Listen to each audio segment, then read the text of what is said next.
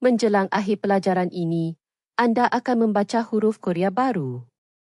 Tiada penghafalan. Mari kita mulakan. Ingat rahsia hangul. Setiap huruf dibentuk seperti mulut anda ketika anda mengucapkannya. Ini adalah huruf.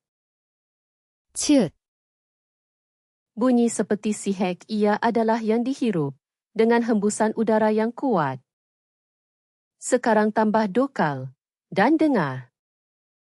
차, 초, Ini adalah huruf. 키읔, Bunyi seperti K ia adalah yang dihirup dengan hembusan udara yang kuat. Sekarang tambah dokal dan dengar. 가, 코, Ini adalah huruf.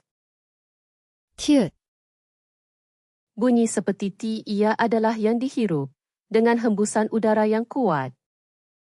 Sekarang tambah dokal dan dengar. 다, 토, Ini adalah huruf. 피읕, Bunyi seperti P ia adalah yang dihirup dengan hembusan udara yang kuat. Sekarang tambah dokal dan dengar. 파, 포, Ini adalah huruf.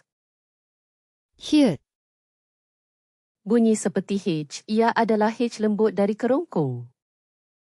Sekarang tambah dokal dan dengar.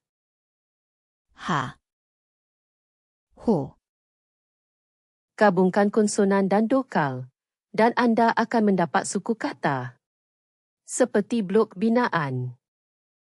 차, 초, 가, Giliran anda. Bacakan ini dengan kuat. Berhenti jika perlu. 차, 초, 가, Menakjubkan. Anda baru sahaja belajar 5 konsonan.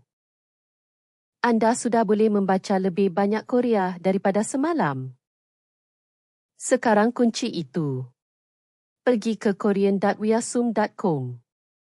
Latihan percuma tanpa pendaftaran. Pautan ada di bawah.